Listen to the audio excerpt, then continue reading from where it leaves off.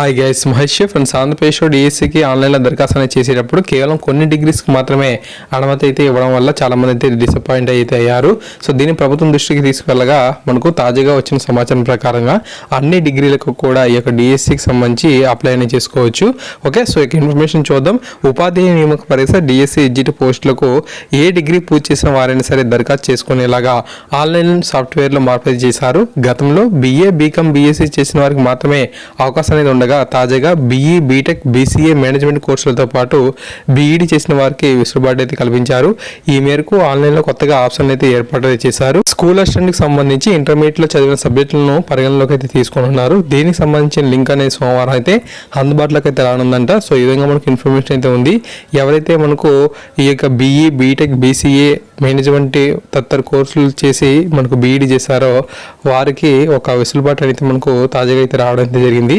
వీరు కూడా ఈసారి అప్లై అనేది చేసుకోవచ్చు, ఎటువంటి అభ్యంతరం అనేది లేకుండా.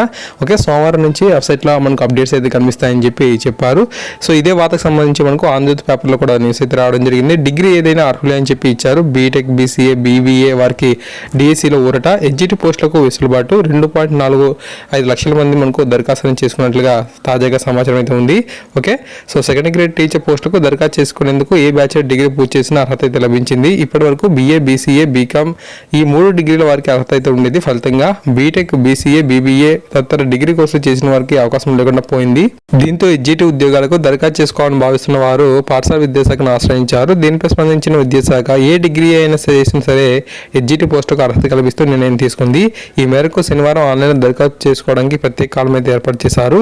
స్కూల్ అసిస్టెంట్ పోస్టులకు కూడా సంబంధించిన సబ్జెక్టులో డిగ్రీ ఉంటే దరఖాస్తు చేసుకునే అవకాశం అయితే ఉంటుంది. కాగా డిఎస్సికి రాష్ట్ర వ్యాప్తంగా శనివారం వరకు 2.7 లక్షల మంది అభ్యర్థులు ఫీజు చెల్లించగా ఇందులో 2.45 లక్షల మంది దరఖాస్తుని సమర్పించారు. డిఎస్సికి దరఖాస్తు చేసుకునేందుకు ఈ నెల 16 వరకు కూడా గడువు అయితే ఉంది. ఓకే, ఈ విధంగా మనకు ఇన్ఫర్మేషన్ అయితే ఉంది. పాఠశాల విద్యాశాఖ మనకు ఈ విధంగా కొన్ని మార్పులకి అయితే అవకాశం అనేది ఇచ్చిందని చెప్పుకోవచ్చు. ఓకే, సో అయితే మనకి ఏంటంటే మిస్టేక్స్ ఏవైతే ఆన్లైన్ అప్లికేషన్స్లో మనకు దొరుకుతున్నాయో వాటిని ఎడిట్ చేసుకునే అవకాశం అనేది ఎప్పుడు ఇస్తారనే దానిపై స్పష్టమైన సమాచారం అయితే లేదు. సో చాలా మంది కూడా దీని గురించి రిక్వెస్ట్ అనేది చేస్తున్నారు. కాబట్టి ప్రభుత్వం మనకు స్పందించాల్సిన అవసరం అయితే ఉంది.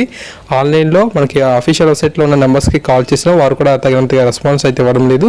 సో దీనికి కూడా ఒక స్పందన కనుక మనకు వచ్చినట్లయితే మనం ఖచ్చితంగా మనం ఒక వీడియో రూపంలో వివరణ అయితే చేద్దాం. Okay, so thanks for watching this video. మరిన్ని అప్డేట్స్ కోసం మన ఛానల్ సబ్స్క్రైబ్ చేసుకోండి. Thank you.